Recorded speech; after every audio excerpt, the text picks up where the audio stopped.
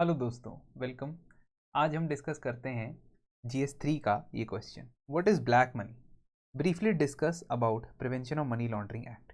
150 शब्द हैं, 10 नंबर का क्वेश्चन है।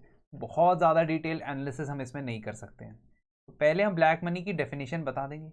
Black money is the money that is not disclosed to relevant authorities as they are proceeds of crime और they are result of tax और regulatory evasion. तो दो तरीके से आप ब्लैक मनी को समझ सकते हैं। या तो मैंने किसी इलीगल एक्टिविटी से पैसा कमाया है, for example drug smuggling, guns की स्मगलिंग हो, ठीक है, फिरौती, किडनैपिंग, एक्सटॉर्शन, ये सब हो, उससे जो भी पैसा कमाया होगा वो ब्लैक मनी होगा। दूसरा, अगर मैंने अपनी इनकम में से जो टैक्स होता है उस टैक्स को इवेड करते हुए पैसा बचाया है और वो जो बचा हुआ पैसा है वो भी ब्लैक मनी होगा, दैट इज रेगुलेटरी इवेजन। वो किसी भी तरीके से हो सकता है, ऑफशोरिंग ऑफ फंड्स हो सकता है, वो राउंड ट्रिपिंग हो सकता है, कुछ भी हो सकता है। तो फाइनेंस मिनिस्ट्री की स्टडी के हिसाब से, और ये स्टडी डिमोनेटाइजेशन से पहले की गई थी, 90% ऑफ अनअकाउंटेड वेल्थ और black money was lying with in India, not outside. इस शायद तभी इस स्टडी के बाद उन्होंने फिर डिमोनेटाइजेशन कराया था।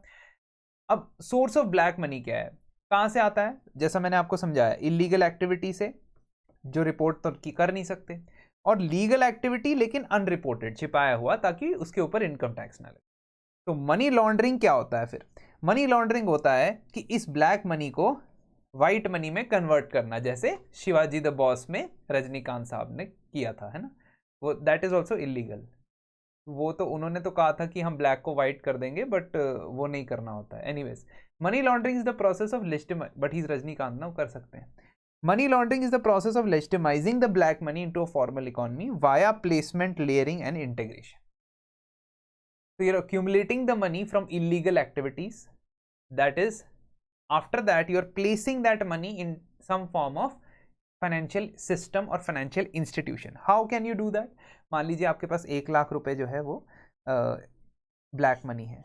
तो ब्लैक मनी को या तो आप घर पे स्टोर करके रख लो किसी जगहों पे कैश के फॉर्म में, या अगर आपने उस ब्लैक मनी को व्हाइट मनी में कन्वर्ट करना है, दिखाना है कि ये लेजिटिमेट सोर्स से आया है, तो आप ऐसा कर सकते हो कि कुछ लोगों के बैंक अकाउंट्स में ट्रांसफ़र करवा दो, छोटी छोटी अमाउंट्स करके, और फिर उनसे कलेक्ट करवा दो एंड में जाके कि आप जो है, मान लीजिए आपके अकाउंट में 5,000 रुपये आ गए, तो 5,000 रुपये के थ्रू आपने ट्रांसफ़र कर देने किसी और XYZ को, वो किसी और को करेगा, और एक ऐसे ट्रेल ऑफ ट्रांजैक्शंस आप बना देते हो। उस ट्रेल ऑफ ट्रांजैक्शंस के प्रोसेस को कहते हैं लेयरिंग। ठीक है, ये तो मैंने बहुत सिंप्लीफाइड तरीके से बता दिया। मतलब कहीं पे भी आप वो पैसा लगा देते हो, कंपनी के शेयर खरीदने के लिए या किसी की जगह लैंड खरीदने के लिए, अलग अलग जगह पे आप फिर उस पैसे को लगाते हो ताकि उस ट्रांजैक्शन का सोर्स ट्रेस ना किया जा सके।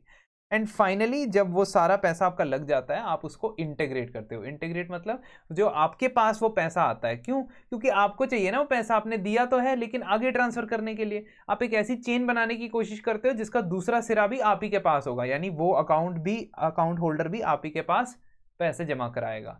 तो इस तरीके से हम ये देख सकते हैं कि प्लेसमेंट, लेयरिंग और इंटीग्रेशन का इस्तेमाल करते हुए मनी लॉन्ड्रिंग की जा सकती है।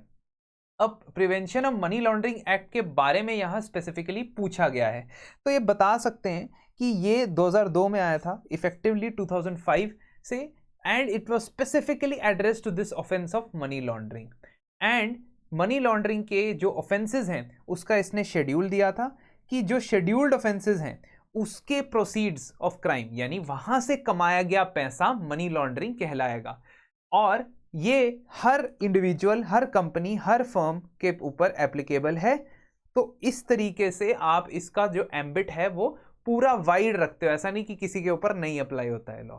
तो इसका बेसिक ऑब्जेक्टिव था मनी लॉन्ड्रिंग रोकना, इलीगल एक्टिविटीज और इकोनॉमिक क्राइम्स के अंदर जो पैसा लगता है वो रोकना। कई दफ़ा जो आपका मनी लॉन्ड्रिंग का पैसा होता है वो टेररिस्ट एक्टिविटीज के अंदर भी लग सकता है, तो उसको रोकना।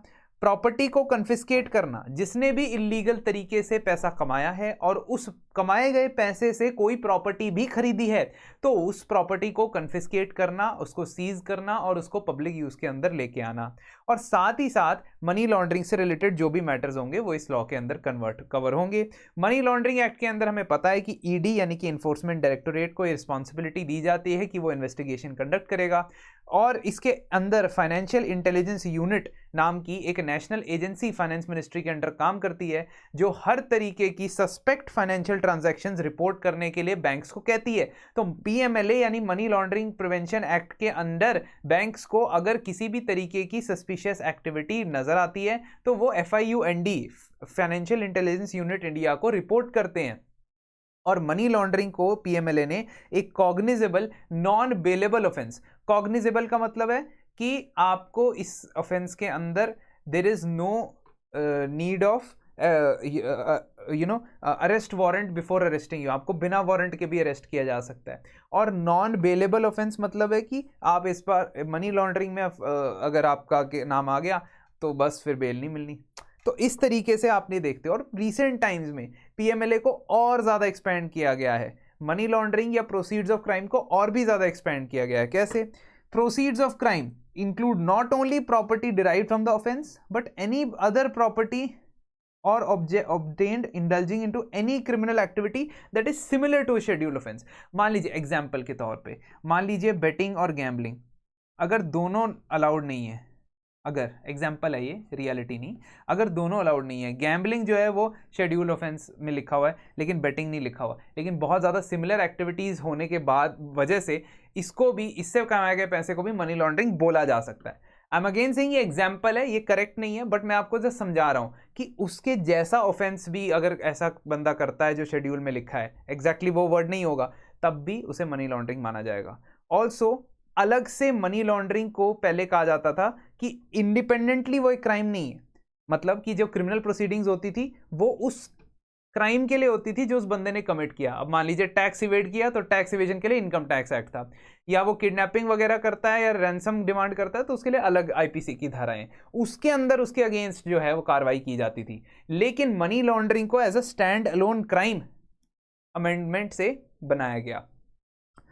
और तो और सुप्रीम कोर्ट ने अगस्त 2022 की अपनी जजमेंट में बहुत ज़्यादा जो है मनी लॉन्ड्रिंग की अंदर जो प्रोविजंस थे मनी लॉन्ड्रिंग एक्ट के अंदर, उनको और भी ज़्यादा सशक्त बना दिया। फॉर एग्जांपल पहले ये बोलते थे कि बेल बहुत मुश्किल है, अगेन जैसे non bailable, then Supreme Court one of the judgment has said that bail का जो प्रोविजन है वो होना चाहिए इसके अंदर। Then again in August 2022 Supreme Court has said कि नहीं, यहाँ बेल जो है वो स्ट्रिक्टली बनाई होनी चाहिए और बेल की कंडीशंस जो हैं वो बहुत ज़्यादा स्ट्रिक्ट होनी चाहिए। ऐसे कई सारे जो सुप्रीम कोर्ट ने जजमेंट दी थी उसने डिस्कस किया था इस चीज़ को। और मैं ये ऑलरेडी ये जो टॉपिक है पीएमएलए के ऑफेंस का, ये मैं हमारी फ्यू मिनट सीरीज़ में ऑलरेडी यूट्यूब पे डिस्कस कर चुका हूँ। आप उसकी प्लेलिस्ट में जाके देख सकते हैं जहाँ पे मैंने डिटेल में बताया कि अगस्त 2022 में सुप्रीम कोर्ट ने किस तरीके से पीएमएलए को इंटरप्रेट किया।